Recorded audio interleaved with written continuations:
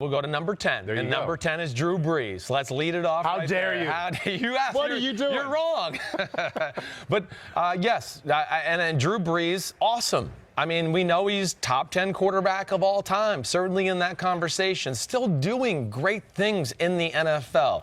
And there's so much I respect about his game, even at the age he's at right now. Do I think the skills are declining to a degree? Yes, I definitely do. I think we saw enough evidence of that last year, and that's why I put him at 10. Now, when you talk about accuracy and all of those things, I mean, it's top notch. There's no denying that. This is one of the best passers in the history of football. Was he 74% last year? 74%. And, to play off that, a lot of people try to use that against me. Yeah, he led the league in completion percent. Listen, the 74% thing, I don't look at that as a positive.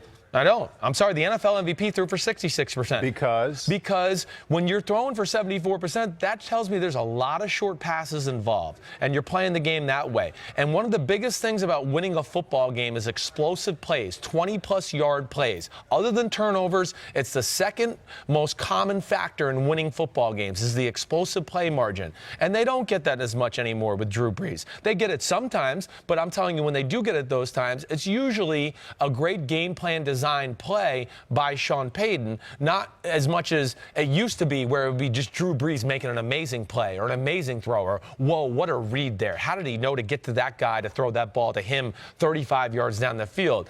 Those are the things I think I'm starting to see less and less of with Drew Brees as we get to yes, he's getting close to 40 years old. Still awesome. He is 40. He is 40. He's a 40 officially, right? Yeah. Good athlete. That's one aspect of the game I think people never give him credit enough for. I mean, he had that great run early in the season last year against the Falcons. He ran out to the left and took a hit and spun off and ran in the end zone.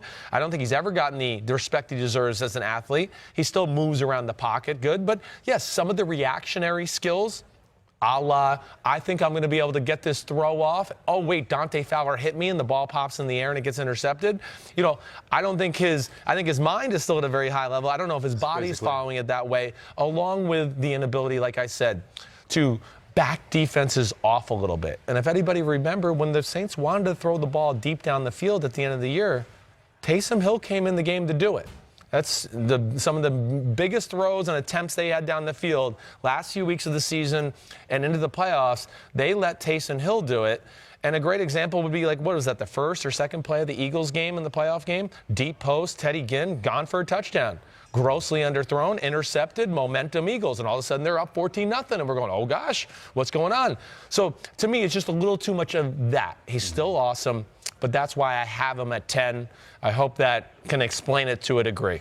I think a number of people could look at it and say, but he's still doing things consistently, tangibly. And I love your explanation of the 74% completion, because anybody who just wanted a surface-level defense of Drew Brees could look at that and say 74%. Right. But if you're saying it's more conservative than it should be, and that's why that number is inflated, that makes sense to me. But his numbers still are somewhere between super efficient and gaudy. Yes. Probably 90% of the games he plays in, they still score a lot of points. Right. They still move the ball. They still win, or are a threat to be one of the best teams in the NFC. No doubt. So someone could say, yeah, he's a little less physically than he was 5, 6, 7 years ago, but he's still finding a way to be extremely efficient and lead his team to a hell of a lot of wins.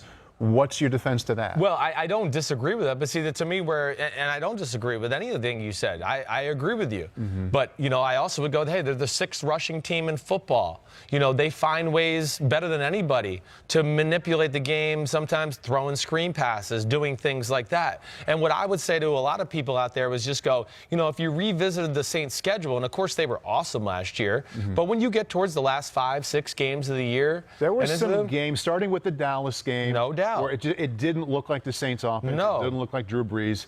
The playoffs had some moments. And there were moments in between late November and mid-January where it looked like that too. You mentioned the word evidence. Yeah. What's the biggest piece of evidence you see as to why that was happening more often than what we're used to with Drew? Right. Well, and I do think the decline in arm power a little bit was a thing, because I think teams were a little bit like, ooh, I don't know if he can really beat us over the top, so we can play a little bit more aggressively in the underneath intermediate things, because the DBs aren't scared, the safeties aren't backing off like, oh my gosh. You think they play him differently? I think a little bit. I think it's changed a little bit to where there's less fear of that as there was maybe 3-4 years ago, and that's natural. The other thing I look at too the teams he struggled with a little bit down the stretch, teams like the Cowboys, the Bucks, the Panthers, all of them, they had a little understanding of the system, right? NFC South teams, the Cowboys have a lot of coaches on that defensive staff who were in Tampa with me and went against Sean Payton for years.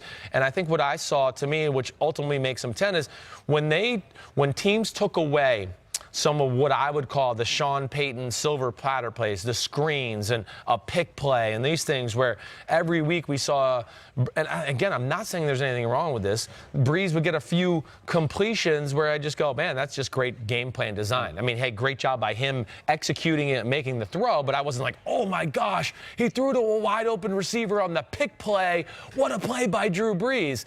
But my point is, when I saw some of those things taken away, I don't know if he has the physical ability to carry the team through some of those moments anymore. They have to find other ways to do it, whether it's the run game or whatever else. But that was the thing I think that jumped out to me in some of those games down the stretch. When they took away some of the, systematic plays that helped out the offense and Brees and the statistics and the numbers, that's where I felt like, ooh, I don't know if Drew Brees can just physically get it done and make some big plays with athleticism and arm anymore like he could a few years ago where I wouldn't have worried about it. Hi, I'm Mike Tirico, and thanks for watching. Make sure to hit subscribe for the latest news and highlights from NBC Sports.